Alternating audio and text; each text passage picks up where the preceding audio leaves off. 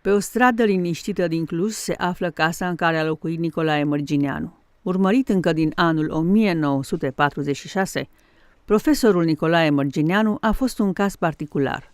A fost arestat la 14 aprilie 1948 și aruncat în temniță pentru 16 ani.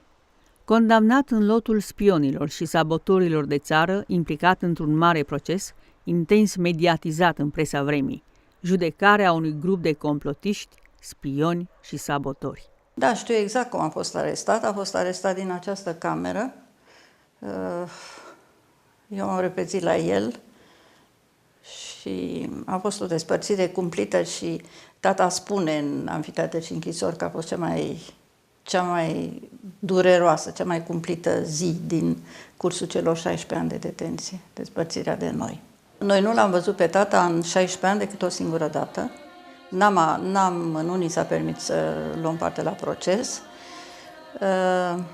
Din dosarul CNSAS, din dosarele, că sunt mii de pagini pe care eu le-am parcurs, a fost ceva un infern, trăit, în fine, a doua oară pentru mine. Se pare că ei au fost și drogați, adică la proces răspundeau mecanic, totul era foarte bine pus la cale. Noi nu l-am văzut, insist, decât o singură dată în 16 ani și asta datorită unei cărți poștale trimise de un necunoscut, căruia nu încetăm să-i mulțumim și în ziua de azi, cu un scris destul de primitiv, în care ne spune, atenție, profesorul Mărgineanu va apare la București într-un proces de drept comun, cu decontarea unor bilete de la Reșița, o treabă, mă rog, nu eram convinși dacă este o farsă, nu este o farsă. Mama a vândut un tablou pe care reușise să-l ascundă și am plecat la București. Mama, fratele meu și cu mine și cu verișoara mea, cărui tată era la rândul lui închis, fratele lui Mărgineanu, țăranul Petru Mărgineanu. A apărut în boxă, îl vedeam după 6 ani, era ca o umbră. El ne-a văzut în sală, a fost ceva teribil, nu puteai să schimbi o vorbă, nu? Mama ne-a ridicat în picioare să vadă cât am crescut și eu am făcut o prostie, și mama și eu.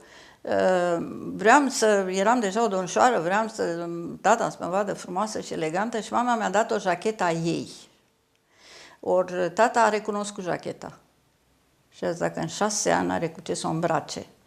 Și îmbrăcată în jacheta ei înseamnă că o duc foarte prost. Amănuntul ăsta cu jacheta nici nu ne-a dat prin minte ce calvar urma să fie pentru tata, confirmarea încă o dată a vieții noastre în așa zisă libertate.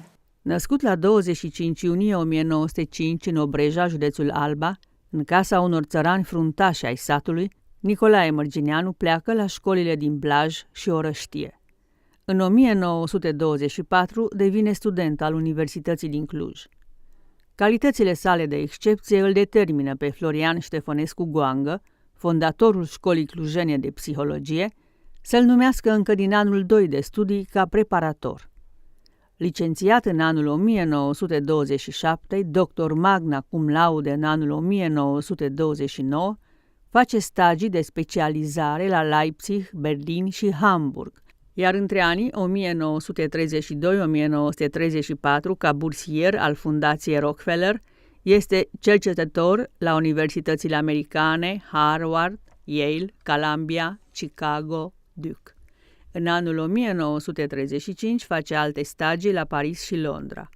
Căsătorit în anul 1931 cu Eufrosina Arvanitis, au avut 2 copii, Daniela și Nicolae. Noi am fost exmatriculați. Eu am fost exmatriculată de la Liceul de Fete Eminescu la începutul anului școlar și în felul ăsta am putut să mă înscriu la Seral. M-am înscris la Seral, am intrat în Câmpul Muncii, într-un atelier unde se lucra cu aceton, era un mediu viciat sinistru. De acolo stăteam în parc sau iarna în biserică, învățam și făceam la Seral. Și am terminat Seralul cu media 10, eram și fruntaș în producție și un ziarist a avut ideea să scrie un articol. Uite, fruntaș în producție și termină cu media 10, până când cineva a zis, măi, vezi că asta e fata lui Mărgineanu, zbor de aici, de la gazetă, dacă publici. Strânsele relații personale cu foști profesori și colegi americani, deținători ai unor înalte responsabilități politico-diplomatice, i-au permis să apere cauza românească. A fost președintele Asociației Amicii Americii.